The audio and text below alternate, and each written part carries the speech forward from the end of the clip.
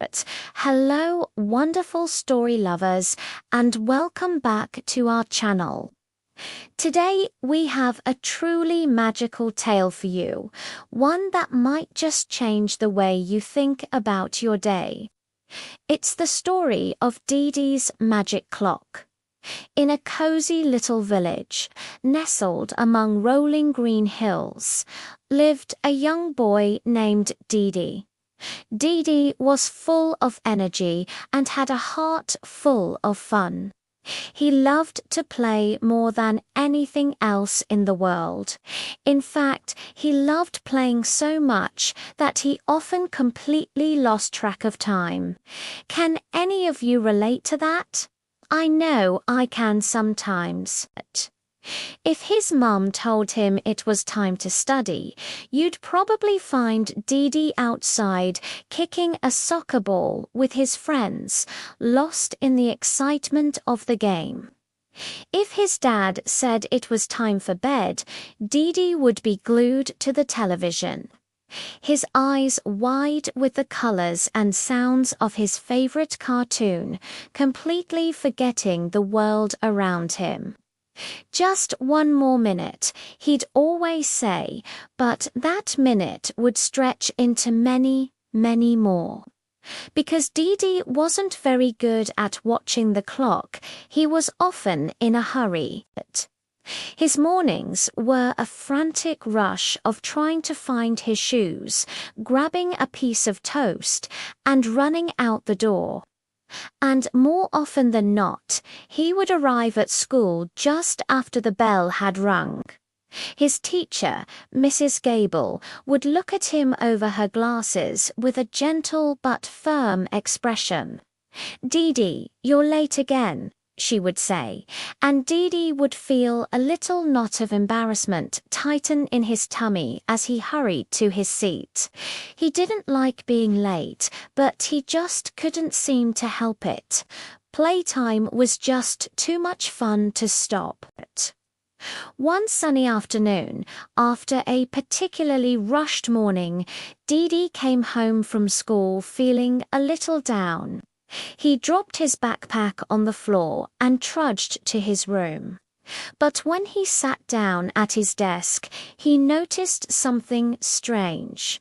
Something that definitely wasn't there before. Sitting right next to his stack of books was a small, gleaming clock. It was made of what looked like pure gold, and it shone brightly in the afternoon light. It was the most beautiful clock he had ever seen. Didi reached out and picked it up. It was heavy and smooth in his hands. As he turned it over, admiring the intricate designs on its face, he heard a tiny voice. Tick-tock, ... tick-tock, ... Double quotes it chimed, but it wasn't the usual sound a clock makes. This sound was like a whisper. Didi looked around the room, confused. Was someone there? He was all alone. He brought the clock closer to his ear. Tick-tock, ... I'm the magic clock, the voice whispered again, clear as day. I'm here to help you, Didi, but I'll only help you if you promise to be disciplined about your time. Didi blinked a talking clock. He must be imagining things. He shook his head and put the clock back on his desk. A magic clock, he muttered with a laugh. That's silly. He didn't give it a second thought. After all, there was a brand new comic book waiting to be read, and an entire world of adventure to get lost in. So he opened his comic and forgot all about the little gold clock. Later that evening, the magic clock began to chime softly. It was a gentle, pleasant sound. Tick-tock, ... Didi. It's study time, it announced. Didi glanced at the clock, then back at his comic book. He was at a really exciting part. He couldn't possibly stop now. Just a few more pages, he told himself. But a few pages turned into the whole book. By the time he looked up, the time for studying had long passed. A little while later, the clock chimed again. Tick-tock ... Didi, it's time for bed, it said. But a new episode of his favorite space adventure show had just started on TV. I'll just watch the beginning, Didi promised himself. But the beginning led to the middle, and the middle led to the very end. He yawned, his eyes feeling heavy, but he couldn't tear himself away. The next morning, Didi was so tired he slept right through his alarm. When he finally woke up, the sun was high in the sky.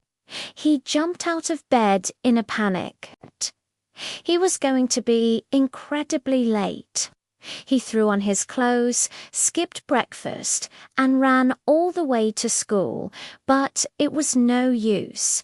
When he burst into the classroom, panting and out of breath, all the other students were already busy with their first lesson.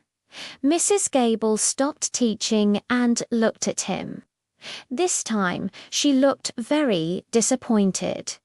Didi, she said, her voice serious. This is the third time this week. Being on time is a sign of respect for your classmates and for your own education. Didi's face turned bright red. All his friends were staring at him. He felt so ashamed. He wanted to crawl under his desk and disappear.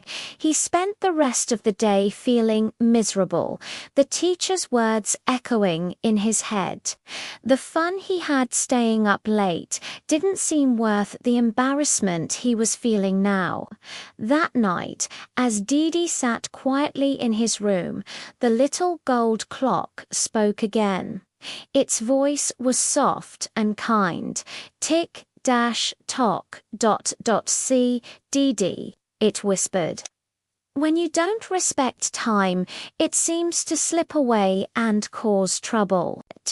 But if you are disciplined, your time won't be wasted.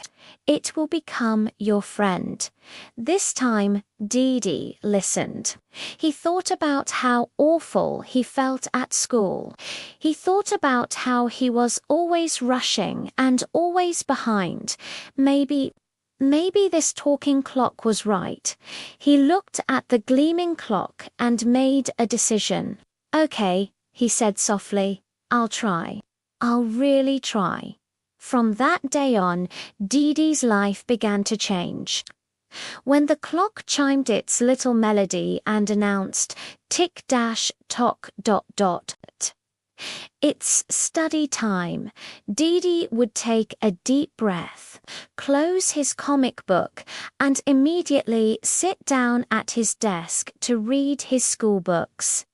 It was hard at first. The urge to play was strong, but he remembered how he felt being scolded, and he pushed through. When the clock rang later that evening, signaling bedtime, Didi turned off the TV without a second thought, even if his favorite show was on. He brushed his teeth, changed into his pajamas, and went straight to bed. And when the clock chimed its cheerful wake-up call the next morning, he didn't hit snooze. He jumped out of bed, took a quick shower, and got ready for school without any rushing. The results were absolutely amazing. Didi started arriving at school early, with plenty of time to chat with his friends before the bell rang. He was awake and alert in class, ready to learn. Because he was studying properly every evening, his schoolwork became easier. He started understanding difficult math problems and writing wonderful stories. His grades started to climb higher and higher.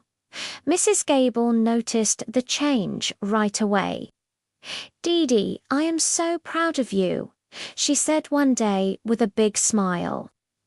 "You've become such a responsible and diligent student." Didi beamed with pride. Her praise felt 1,000 times better than watching one more cartoon ever did. His life felt organized. He had time for school, time for homework, and he even had plenty of time for playing soccer without feeling guilty or rushed. One evening, Didi picked up the little gold clock and held it in his hands. He polished its shiny surface with his sleeve. "Thank you, magic clock," Didi said gratefully. "You really helped me. Your magic is incredible." The clock seemed to smile, its ticking soft and warm.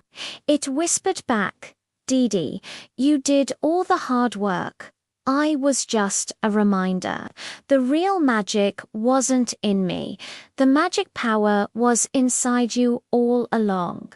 Didi looked puzzled. "Inside me?" he asked. "Yes," the clock confirmed. The magic is called discipline. Discipline in time is what makes your life more organized. It's what helps you become diligent, and it's what will bring you success in everything you do.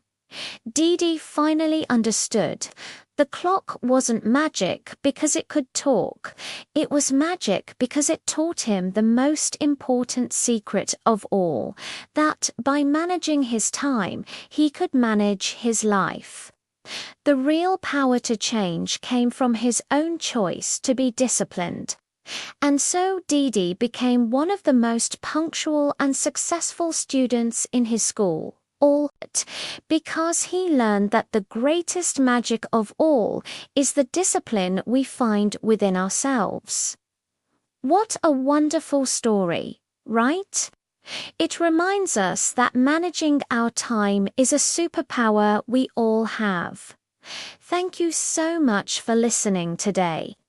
If you enjoyed Didi's story, don't forget to hit that like button and subscribe for more magical tales.